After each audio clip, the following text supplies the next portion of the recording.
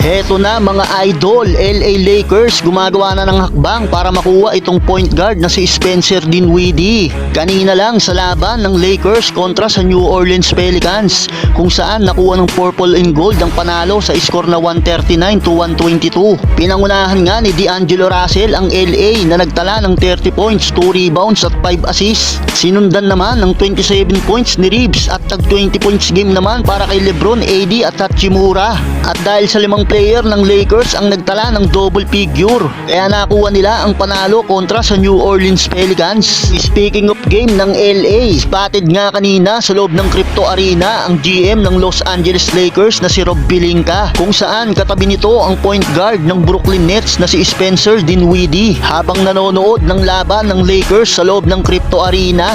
Tila gumagawa na nga ng hakbang si Rob Pelinka at ang LA upang makakuha pa ng isang star player na may papartner kina AD at LeBron. Alam naman natin na hindi nga gumawa ng trade ang Lakers sa nagdaang trade deadline. Bago nga ang trade deadline, maraming spekulasyon ang lumabas na nasa trade rumor ng Los Angeles Lakers itong si D'Angelo Russell. Pero dahil sa ganda ng nilaro ni D'Lo bago ang trade deadline, tila nabago nito ang isip ng LA at hindi na nga nila ito binitawan.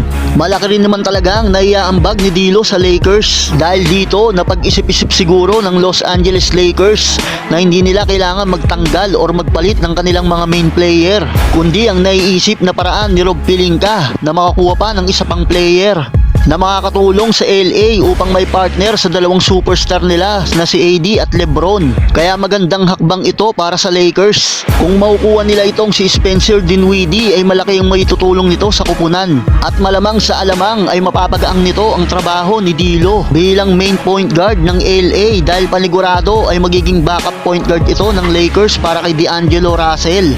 Sa ngayon, kailangan lang mapapayag at mapapirma ni Rob Pelinka at ng Lakers itong si Dinwiddie bago pa man tuluyan itong maiwave ng Toronto Raptors. Lumabas nga rin ang balibalitang marami ding interesadong kupunan na makuha itong si Dinwiddie. Kabilang dito ang Philadelphia 76ers, New Orleans Pelicans, maging ang Dallas Mavericks ay interesado din sa Nets guard. Matatandaan na naglaro na nga ito sa kupunan ng Dallas Mavericks bago pa man ito maitrade papuntang Brooklyn Nets. May posibilidad na Lakers ang piliing destinasyon nitong si Dinwiddie dahil alam naman natin na maraming player ang nagnanais na makapaglaro sa kupunan ng Lakers. Dahil sa sikat nga ito na kupunan at pinanggalingan ng mga all-time great na manlalaro, isa pa makakasama mong maglaro ang mga dekalibreng player na gaya ni Davis at LeBron. At alam din naman natin na kung sino mang player ang maidikit sa dalawang ito ay talagang sumisikat at nagiging sentro ng atensyon. Kayo mga idol, anong masasabi ninyo tungkol dito?